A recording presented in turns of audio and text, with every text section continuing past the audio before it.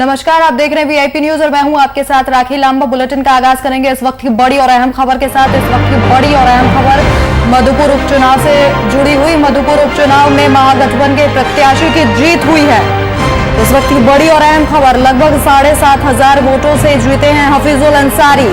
तो इस वक्त की बड़ी और अहम जानकारी, निकटतम प्रतिद्वंदी गंगा नारायण से रही कांटे की टक्कर।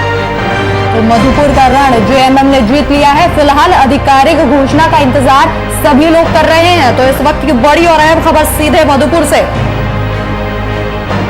जहां हफीजुल अंसारी ने अपनी जीत दर्ज कराई है और लगातार ये सीट बीजेपी और जेएमएम की नाक का सवाल बनी हुई थी और ऐसे में हफीजुल अंसारी ने यहां जीत दर्ज करा ली है। 24 राउंड की गिनती के बाद हफीजुल अंसारी ने ये जीत दर्ज कराई है। और 2019 में जेएमएम के हाजी अंसारी इसी सीट से जीते थे, उनके पिता। तो इस खबर पर ज्यादा जानकारी के लिए हमारे संवाददाता शुभम हमारे साथ फोन लाइन पर मौजूद। शुभम, आखिरकार जेएमएम ने बाजी मार ली, हालांकि अभी आधिकारिक घोषणा बची हुई है, लेकिन कितने सीटों का फासला रहा, क्या कुछ रहा, अपडेट बताइए। बिल्कुल, देखिए जिस तरीका से कड़ाके की टक्कर थी हफीजुल अंसारी और दूसरे और प्रत्याशी थे गंगा नारायण सिंह, दोनों के बीच में कह सकते हैं अभी तक थोड़ी देर पहले तक कड़ाके की टक्कर चल रही थी और आगे पीछे का दौर बखूबी बरकरार था। लेकिन हफीजुल अंसारी ने बाजी मार ली है और कह सकते हैं कि मुख्यमंत्री हेमंत सोरेन के वो दावे जो कि हफीजुल अंसारी के लिए लिए गए थे, उन्होंने कहा था कि अगर मधुपुर का उपचुनाव वो जीतते हैं तो उनके लिए हैट्रिक साबित होगी। वो जीत चुके हैं और लमसम 7,500 का जो मत है उससे आगे हफीजुल अंसारी चल रहे थे। अभी तक इसकी आधिकारिक घोषणा नहीं हुई है, लेकिन जो मौजूदा स्थिति है उपचुनाव को लेकर झारखंड के राज्यवासी बेसब्री से इंतजार कर रहे थे और कह सकते हैं कि हफीजुल अंसारी इस बार मधुपुर से जीत कर आए हैं और कहीं ना कहीं जेएमएम और गठबंधन की सरकार के जितने भी सहयोगी दल, चाहे वो राजद की बात कर ले, कांग्रेस की बात कर ले, खुशी का माहौल बखूबी देखने को मिल रहा है। और झारखंड में जो 2 उपचुनाव हुए थे और जो तीसरा उपचुनाव मधुपुर में हुआ, तीनों ही उपचुनाव में भारतीय जनता पार्टी को करारा शिकस्त मिला है। जी बिल्कुल शुभम, जिस तरीके से लगातार 6 दिन कैंप रहा सीएम का मधुपुर में, तो कहीं ना कहीं प्रतिष्ठा की ये सीट थी। लगातार बीजेपी ने भी गंगा नारायण को उतारा और कयास ये लगाए जा रहे थे कि कहीं ना कहीं इस बार क्या पता बीजेपी जीत दर्ज करवा ले, लेकिन सारे भ्रम को तोड़ते हुए और 7,500 का दायरा पार करते हुए जेएमएम ने अपनी जीत दर्ज करा ली है। बिल्कुल, देखिए कह सकते हैं कि दावो मदार की टक्कर थी और कहीं ना कहीं मुख्यमंत्री हेमंत सोरेन 6 दिवसीय दौरे पर थे जब मधुपुर में उपचुनाव होने को थे। चुनाव प्रचार में मुख्यमंत्री खुद लग गए थे। तो आप समझ सकते हैं जब राज्य के मुखिया अपने प्रत्याशी को जितवाने के लिए हर जीतोड़ प्रयास करेगा तो कहीं ना कहीं उसके फलाफल उसके हक में ही नजर आएंगे। और उसी का नतीजा है कि आज हफीजुल अंसारी, क्योंकि झारखंड के मौजूदा मंत्री भी हैं हफीजुल अंसारी, और उनका जीतना कह सकते हैं इस चुनाव में बहुत ही महत्वपूर्ण रखता था। और कहीं ना कहीं आज मधुपुर में हफीजुल अंसारी ने अपना जीत का परचम लहराया है। जेएमएम का झंडा चारों तरफ लहराता हुआ दिख रहा है और कह सकते हैं इस बार भी भारतीय जनता पार्टी को करारा शिकस्त मिला है, क्योंकि भारतीय जनता पार्टी भी एक तरफ कॉन्फिडेंस में थे कि गंगा नारायण सिंह जो कि आजसू से उम्मीदवार थे, उन्हें भाजपा में शामिल किया गया, उसके बाद उन्हें चुनाव लड़ाया गया। तो एक कड़ाके की टक्कर बखूबी दी है गंगा नारायण सिंह ने हफीजुल अंसारी को, लेकिन कह सकते हैं अतः भारतीय जनता पार्टी की करारी शिकस्त हुई और जेएमएम ने अपना जीत का झंडा मधुपुर में लहरा दिया है। जी बिल्कुल बिल्कुल शुभम, और अब जेएमएम के कार्यकर्ता सभी नेताओं में खुशी की एक लहर है। और जेएमएम के महासचिव सुप्रियो भट्टाचार्य ने भी ट्वीट किया। उन्होंने कहा कि मधुपुर की जनता का आशीर्वाद उन्हें फिर से मिला है और बीजेपी को बंगाल में भी जनता ने जवाब दिया है। लगातार जिस तरीके से बंगाल में भी नंदीग्राम में ममता बनर्जी की जीत हुई है और जिस तरीके से शुरुआती रुझानों में कहा जा रहा था कि बीजेपी को बढ़त मिल रही है, लेकिन शाम आते आते तक पासा पलट गया। वैसा ही कुछ झारखंड में देखने को मिला, जहां पहले 5वें 6ठे राउंड में लगातार बीजेपी को बढ़त मिल रही थी, उसके बाद पासा पलटा और लगातार जेएमएम को बढ़त मिली और आखिरकार जीत दर्ज करा ली गई। बिल्कुल, देखिए दोनों ही चुनाव में काफी कह सकते हैं उलटफेर देखने को मिला। कभी आंकड़े पार होते नजर आए तो कभी आंकड़े कम होते नजर आए। कड़ाके की टक्कर बंगाल चुनाव में भी देखने को मिली और झारखंड में उसमें भी गंगा नारायण सिंह पहले आगे निकल रहे थे, सुबह तक अंदाजा नहीं लगाया जा सकता था कि हफीजुल अंसारी आगे निकलेंगे, लेकिन जैसे जैसे समय बीतता गया उसके बाद हफीजुल अंसारी ने अचानक करवट ले ली और जिस तरीके से हफीजुल अंसारी के मत आगे बढ़ते गए तो उससे ये साफ क्लियर होते गया कि हफीजुल अंसारी इस बार विजय होकर जरूर आएंगे, क्योंकि जिस तरीका से तमाम राज्यवासियों की उम्मीद टिकी थी और मधुपुर की जनता की यह उम्मीद भी थी कि मरहूम हाजी हुसैन अंसारी के पुत्र हफीजुल अंसारी इस बार विजय होते नजर आएंगे, तो कहीं ना कहीं मधुपुर की जनता ने अपना मत इस बार हफीजुल अंसारी को दिया है। अब यह देखना होगा कि हफीजुल अंसारी अपने राज्य की जनता को किस तरीके से धन्यवाद देते हैं। जी बिल्कुल शुभम, जिस तरीके से हॉट सीट थी और इस पर एक बार फिर से जेएमएम ने अपना दाव ठोक दिया है और एक बार फिर से जीत हासिल कर ली है। इस खबर पर हमारे साथ जानकारी साझा करने के लिए आपका बहुत बहुत शुक्रिया।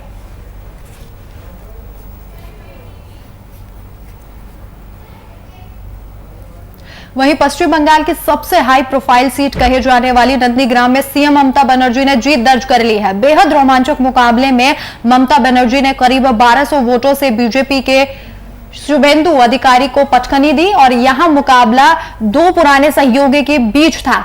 सीएम ममता बनर्जी के सामने टीएमसी का साथ छोड़ बीजेपी में शामिल हुए शुभेंदु अधिकारी थे। ममता बनर्जी ने शुभेंदु को चुनौती देने के लिए अपनी भवानीपुर सीट छोड़कर नंदीग्राम को चुना था। शुभेंदु अधिकारी ने ममता बनर्जी को कड़ी टक्कर दी, लेकिन जनता ने ममता बनर्जी पर ही भरोसा जताया।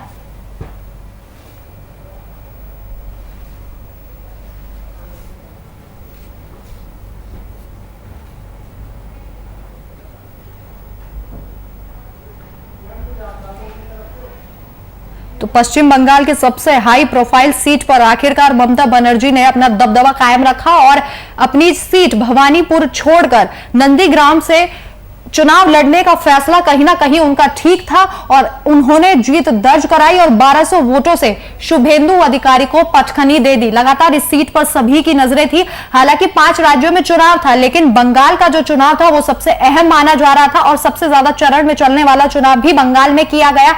और सुबह से ही जो तस्वीरें हैं वो लगातार सामने आ रही थी कि कहीं ना कहीं बीजेपी को बढ़त मिल रही है, लेकिन शाम होते होते तक पूरी तस्वीर पलट गई।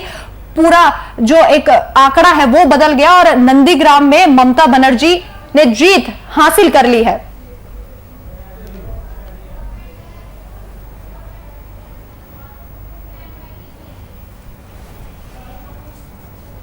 5 राज्यों के विधानसभा के चुनावी रुझानों के बीच कार्यकर्ताओं में जश्न का माहौल है। रुझानों के मुताबिक पश्चिम बंगाल में तृणमूल कांग्रेस के एक बार फिर से सरकार बनते दिखाई दे रही है, लेकिन कोरोना संकट के बीच टीएमसी के कार्यकर्ता कोविड नियमों की धज्जियां उड़ाते हुए दिखाई दिए। दरअसल टीएमसी के कार्यकर्ता जीत की खुशी में सड़क पर उतर आए और ढोल नगाड़ों के साथ नाचते हुए नजर आए, जिस पर चुनाव आयोग ने संज्ञान लिया। मतगणना के बीच चुनाव आयोग ने एक बार फिर से सख्त फैसला लिया है। कोरोना संकट के बीच पार्टियों के जश्न और भीड़ इकट्ठा होने पर चुनाव आयोग ने सख्त ऐतराज जताया था और इसी के चलते उन्होंने कार्रवाई की। चुनाव आयोग ने सड़कों पर जश्न मनाने वाले लोगों के खिलाफ आयोग ने एफआईआर दर्ज करने के निर्देश दिए हैं।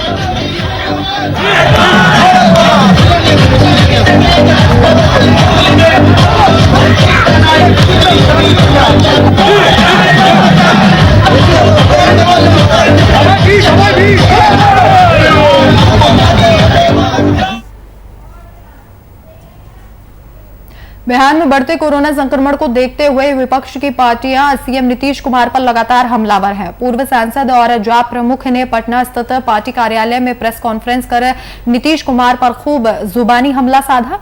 प्रेस वार्ता में पप्पू यादव ने ऑक्सीजन की कमी को लेकर बीजेपी पर वार करते हुए दोहरा व्यवहार करने का आरोप लगाया। इसके साथ ही उन्होंने केंद्र सरकार से बिहार के मरीजों के लिए तमाम स्वास्थ्य सेवाओं को मुहैया कराने की मांग की।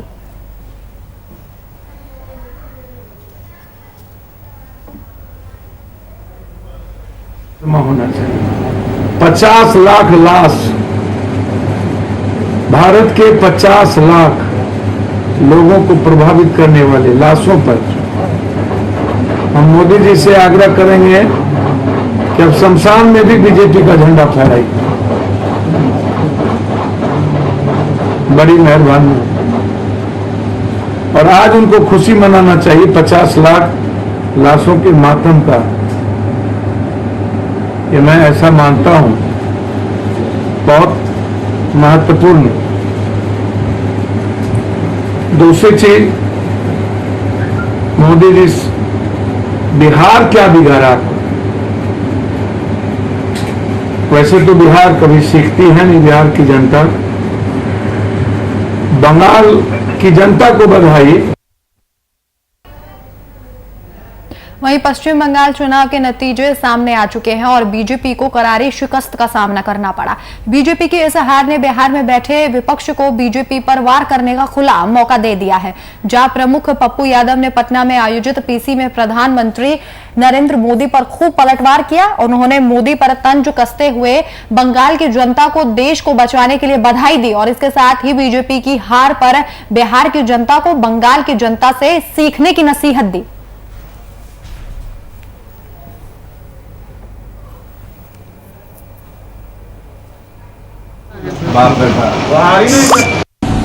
मैं प्रशांत जी को भी बधाई दूं और ममता दीदी के साहस को, अकेला निर्णय लेने वाली ताकत, जो ले लिया सो ले लिया। रविन्द्रनाथ टैगोर की तरह अकेला चलो रे बंधु। सही माने में रविन्द्रनाथ टैगोर की अदम्य साहस की एक उपलब्धि है ममता बनर्जी बंगाल, जिन्होंने बंगाल को तो बचाया ही, भारत को भी बचाया। हार जाएगी, मैंने ट्वीट किया था, हार जाएगी तो मैं संन्यास ले।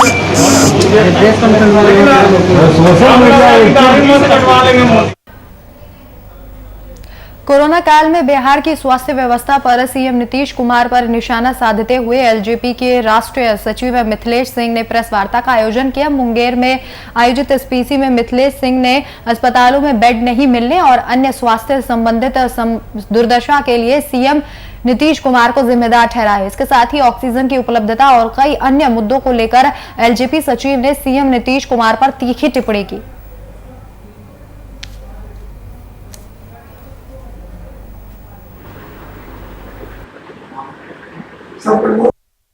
मुद्दा हमारे पार्टी के प्रदेश का उपाध्यक्ष हत्या हुआ है और एक मेरे नेता का अपहरण हुआ पूर्णिया में। बिहार सरकार कहती है कि जंगलवाद छापाइए, अब जंगलवाद से बेसी जंगलवाद हो गया इस सरकार में। और ये सरकार लुटेरों की सरकार है, गुंडों की सरकार है। इस सरकार में किसी आदमी की इज्जत सुरक्षित नहीं है। अभी कोरोना में पूरे बिहार में कहीं किसी रोगी का इलाज होने वाला नहीं है।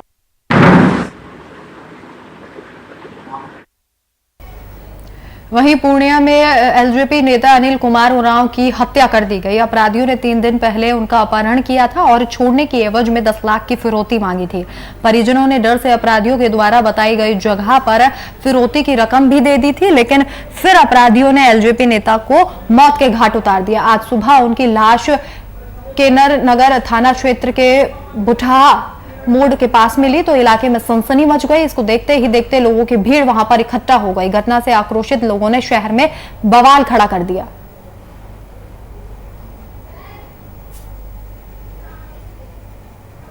पर हमने जो एप्लीकेशन दिया उसी दिन रात में 11 बजे रात में एप्लीकेशन दिया गया और उस पर कार्रवाई नहीं हुई। इतनी सुस्ती थी प्रशासन की जिसकी वर्णन नहीं कहा जाए। आज जिस तरह से चुस्ती दिखा रहे हैं, अगर ये चुस्ती उसी दिन दिखाते तो आज ये घटना नहीं होती। आज हम लोग इस चौराहे पे नहीं रहते। पर बुला करके रास्ते में उठा लिया या जब निकला है इसके पीछे आदमी लगा करके साजिश के तहत इसको उठा लिया गया सर्किट हाउस के पास, बुझ गए। उससे उस दिन से बोल दिया कि हम लोग 1-2 घंटा में इसको भेज देंगे। वो सब मास्क लगाए हुए थे, अब उसमें कौन था नहीं था ऐसे हम लोग को समझ में आया नहीं। ताकि नेता आदमी है तो हम लोग कहीं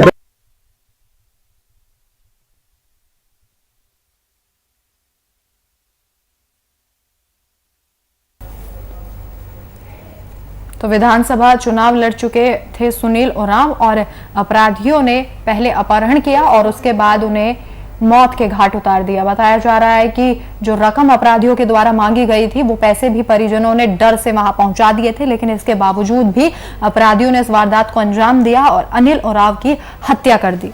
पूर्णिया का ये पूरा मामला बताया जा रहा है।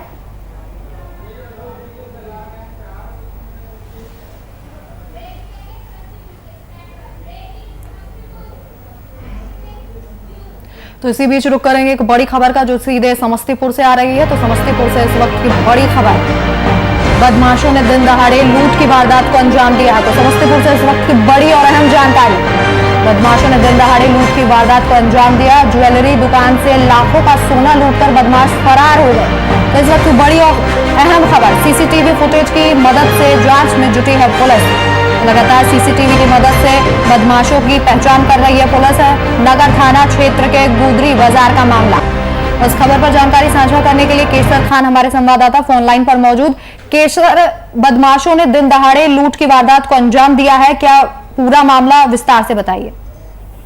जी, जैसा कि समस्तीपुर के अंदर लगातार जो है कि आपराधिक घटना जो है लगातार दिन पे दिन बढ़ते ही जा रही है और कहीं ना कहीं पुलिस जो उन पर अंकुश लगाने में असमर्थ दिख रही है। रोजाना कोई ना कोई लूट की घटना हो या हत्या जैसी घटना हो, गोलीकांड जैसी घटना हो, दिन पे दिन बढ़ते ही जा रहा है, मगर कहीं ना कहीं पुलिस की विफलता देखने को मिल रही है। ये ताजा मामला जो मैं आपको बता दूं कि समस्तीपुर शहर के बीचों बीच एक भीड़ भाड़ वाला इलाका हुआ करता है और समस्तीपुर के अंदर ये भीड़ भाड़ वाला इलाका गुदरी बाजार है, जहां बदमाशों ने 5 चैन लेकर और आसानी से पलक झपटते ही फरार हो गए और लोग देखते ही रह गए, पता भी नहीं चल पड़ा। बाद में मौके पर पुलिस पहुंची है, मगर अभी तक उन्हें कोई सफलता नहीं मिली। जी बिल्कुल केसर, बड़ा सवाल यही है कि इतने भीड़ भाड़ वाली जगहों पे कोई पुलिस अधिकारी मौजूद नहीं था, दिन दहाड़े बदमाश आते हैं और लूट करके चले जाते हैं, तो कहीं ना कहीं खाकी के ऊपर एक बहुत बड़ा सवाल है ये।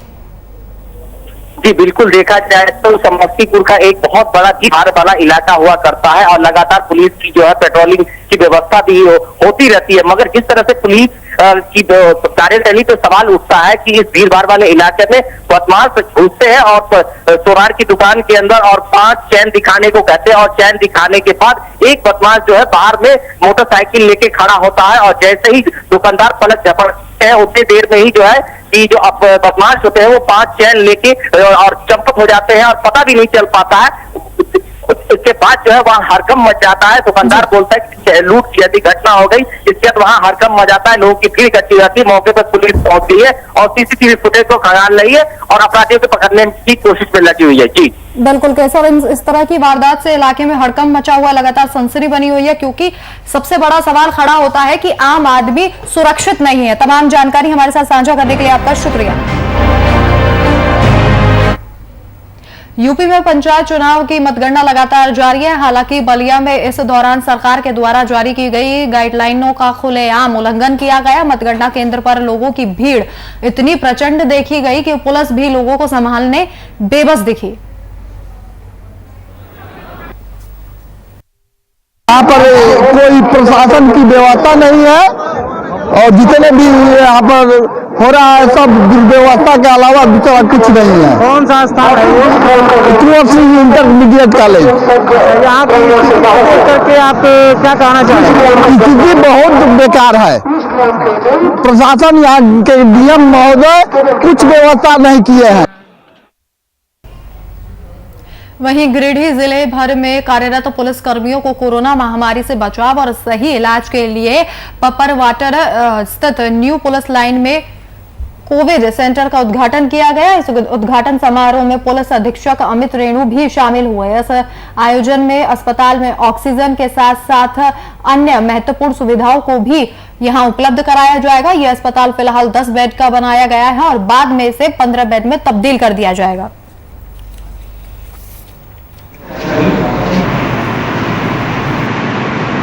हमारे गिरिडीह जिला के एसपी साहब के सौजन्य से यहाँ कोविड सेंटर का उद्घाटन किया गया है और यहाँ डॉक्टर अनिल कुमार और इनके साथ 4 कंपाउंडर 2 नर्स डेडिकेटेड है। जो भी हमारे पुलिसकर्मी या उनके परिवार के लोग जो है कोरोना पीड़ित होंगे उनका इलाज हम यहाँ करेंगे, क्योंकि ये कोरोना जो है काफ़ी लोग इससे प्रभावित हो रहे हैं और बहुत कम समय दे रहा है लोगों को लाइफ सेविंग बचाने के लिए। पुलिस लाइन में उद्घाटन किया। मेन मकसद है कि किसी भी पुलिसकर्मी को कोविड से किसी तरह का हताहत नहीं हो। हम लोग इसी प्रयास में यहाँ पर लगे हुए थे और यहाँ पर समुचित व्यवस्था है, ऑक्सीजन और नेबुलाइजर और ऑक्सीमीटर, इमरजेंसी ड्रग्स सब यहाँ अवेलेबल है और हम लोग दिन रात से पुलिसकर्मियों को या किसी का भी सेवा करने के लिए हमेशा तैयार हैं।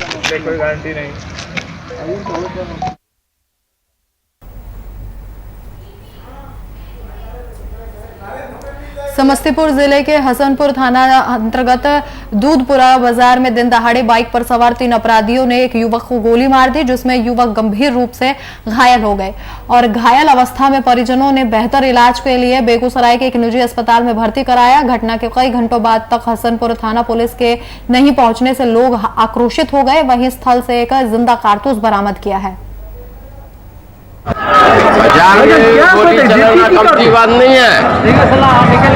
करीब 10:25 लगभग सुबह में जो है 3 अज्ञात अपराधियों ने जो या दूधपुरा बाजार में मुकुंद लाल है जिनको 40 वर्ष की किराना की दुकान है, वही दुकान पे 2 लोग घुसे और गोली मारकर चले गए।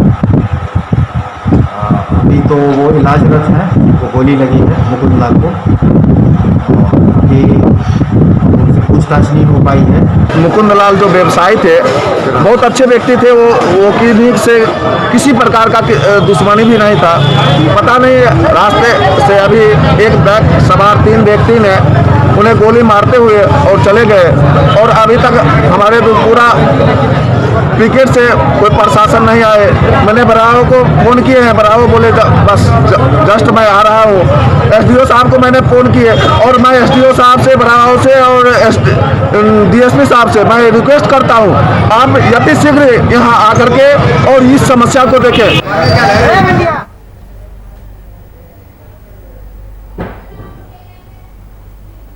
यूपी में पंचायत चुनावों की मतगणना लगातार जारी है। इस बीच रामपुर से एक बड़ी खबर सामने आई है। यहां मतगणना ड्यूटी में लगे 9 कर्मचारी कोरोना पॉजिटिव पाए गए हैं। दूसरे कर्मचारियों को ड्यूटी पर लगाया गया है।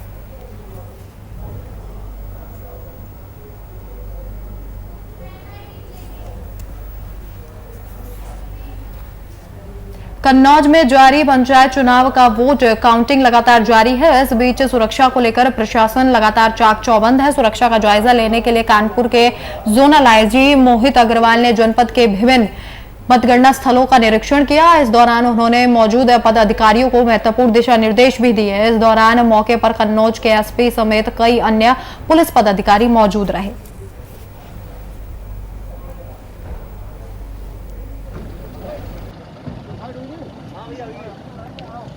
देखिए, हर ब्लॉक पर जहाँ पर काउंटिंग हो रही है, पुलिस की त्रिस्तरीय सुरक्षा व्यवस्था यहाँ पर बनाई गई है और हर जगह 3 चीज़ों को चेक किया जा रहा है। तो वो व्यक्ति जो आ रहा है उसके पास अपना परिचय पत्र है या नहीं है, एंटीजन रिपोर्ट या RT-PCR रिपोर्ट उसके पास नेगेटिव है या नहीं है, तीसरा वो मास्क लगाया है अथवा नहीं लगाया है।